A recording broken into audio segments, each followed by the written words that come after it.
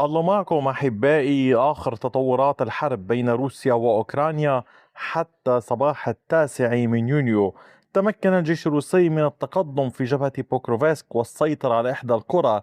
كذلك كان هناك عمليات تقدم في مدينة كوستانتينيفكا ومحيطها، سنتحدث حول السيطرة الروسية هناك، إضافة إلى عمليات تقدم في جبهات ميرنوغراد وأيضا في جبهة سومي، وكذلك ضمن مقاطعة خاركيف.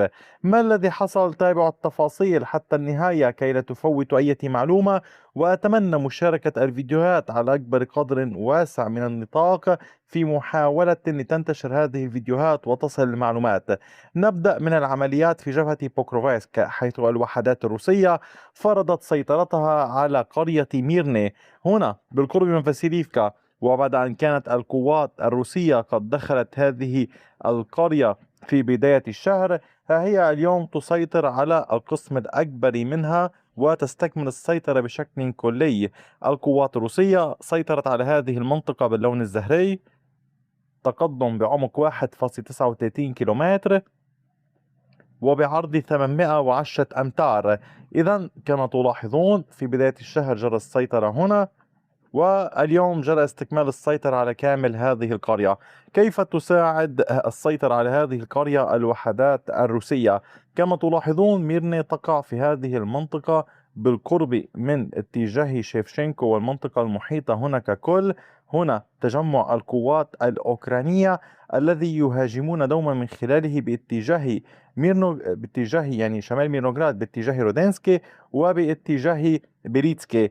الضغط في هذا الاتجاه، القوات الروسية حين تتقدم في هذه المنطقة تضغط على هذه المناطق من الجهة الخلفية، ولكن المشكلة هنا بالنسبة للروس أن هناك تحصينات كثيرة مكثفة في هذا الأرجاء، تحاول من خلالها القوات الأوكرانية الاعتماد عليها، خنادق مضادة للدبابات، أسلاك شائكة، لمنع الجيش الروسي من الاقتراب من هذه المنطقة المهمة. إضافة إلى ذلك في هذا الاتجاه نحو الغرب، هذه العمليات تأتي في سياق مواصلة التقدم غربا باتجاه المنطقة هنا وعلى طول الطريق الرئيسي في هذا الاتجاه. أما فيما يتعلق بكوستانتينيفكا، فالوحدات الروسية قبل أن نصل كوستانتينيفكا كانت قد تقدمت في شمال نوفا، مسيطرة على هذه المنطقة الموجودة هنا.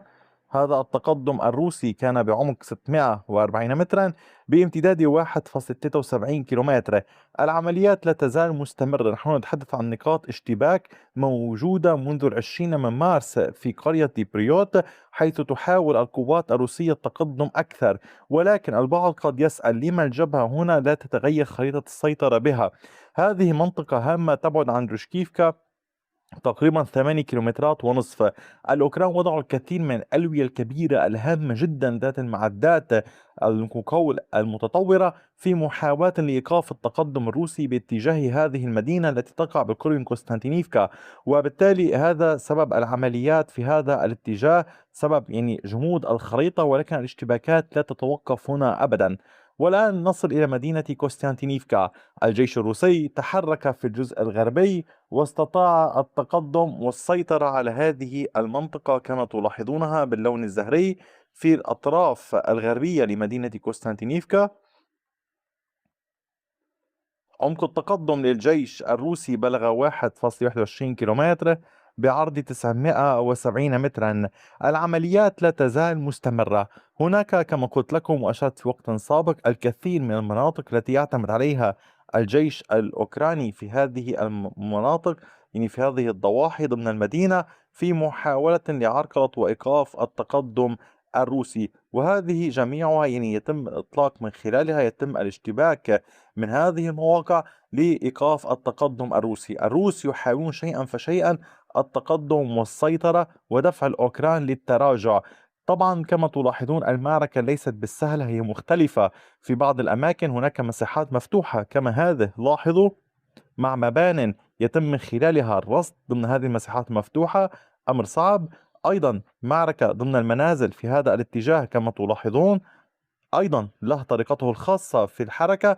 أيضا معركة من جهة إلى جهة ونهر يفصل بينهما في هذه المنطقة، وبالتالي هذا أيضا كله يعني طريقته في التعامل بالنسبة للطرفين. يعني يجب على الأوكران أن يعلموا كيف يدافعوا ويتحركوا، والروس يجب أن يعلموا كيف يدافعوا ويتحركوا.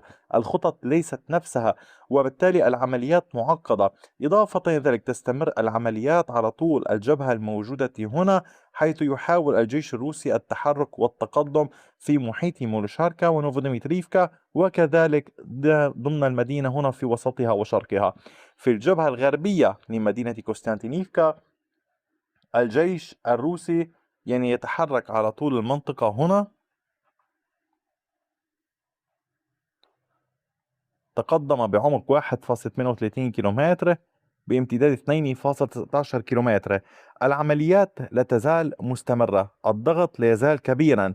طبعا فيما يتعلق بنسبة السيطرة الروسية على مدينة كوستانتينيفكا، فهي قد بلغت حتى ساعات الصباح 48%، بالأمس كانت 46.15. العمليات في الجبهة الغربية هنا أدت إلى الضغط أكثر فأكثر. حاليا الجيش الروسي في هذه المنطقة يحاول القيام بعدة أمور، يحاول ربط مناطق السيطرة هذه ببعضها البعض والتقدم نحو الأمام، ولكن هنا لا يزال الأوكران منتشرين في هذه المواقع على طول المنطقة ضمن المساحات المفتوحة، يتحركون يناورون، وبالتالي الأمر ليس سهلا تثبيت السيطرة إلا في حال انسحبوا. والروس يحاولون الضغط أكثر باتجاه نوفوبالكا، ربما قد يكون هناك عمليات التفاف إذا نجح الجيش الروسي بالسيطرة على المنطقة هذه. أما فيما يتعلق بالعمليات باتجاهات خاركيف، في خاركيف هنا نحن نتحدث عن جبهة بوروفا. الجيش الروسي تحرك وسيطر على هذه المنطقة هنا في شمال نوفوبلاتونيفكا. هذه المساحة باللون الزهري كما تشاهدونها أمامكم هي بعمق الكيلومتر بامتداد 1.77 كيلومتر.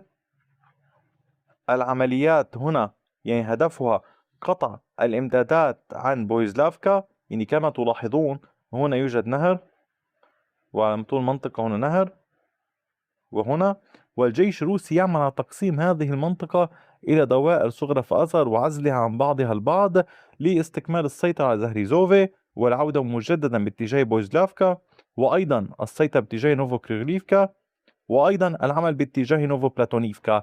هذه العمليات هامة جدا. لماذا؟ هي تربط بين جبهة كوبيانسك شمالا وبين محور بوروفا جنوبا، وكلتا المنطقتين هامتين بالنسبة لوجود القوات الأوكرانية على طول نهر أوسكيل، هذا النهر الذي يمتد على طول هذا الاتجاه والذي يمر بمدينة كوبيانسك وصولا إلى الحدود الروسية الأوكرانية. أما في سومي فكانت القوات الروسية قد تقدمت باتجاه الحدود الروسية الأوكرانية على طول هذا الطريق الرئيسي كما تلاحظون. عمق التقدم للجيش الروسي في هذه المنطقة باللون الزهري كان 1.83 كيلومتر بعرض 2.34 كيلومتر. العمليات لا تزال مستمرة كما قلنا لكم سابقا، يعني الهدف هو ربط مناطق السيطرة هذه بعضها البعض، فيما لا تزال الاشتباكات مستمرة في قرية باشيفسك، حيث الروس دخلوا في وقت سابق إلى هذه البلدة يحاولون تقدم أكثر. دخلها روس في 3 يونيو حين سيطروا على هذه المنطقة، والعمليات لا تزال أيضا مستمرة باتجاه أولانوفي. فيما يتعلق بسؤال البعض حول فولشانسك، لا تزال الهجمات مستمرة للطرفين في هذه المنطقة ضمن مقاطعة خاركيف، لكن ليس هناك أي تغييرات في خريطة السيطرة. كذلك أمر بالنسبة لزابوروجي وبالنسبة لدانيبرو. أي جديد سوفيكم به لاحقا. تأكدوا دوما من مشاركة الفيديوهات، دعم القناة بأي طريقة تجدونها مناسبة، وشكرا على وقتكم الثمين، وإلى اللقاء بفيديو آخر.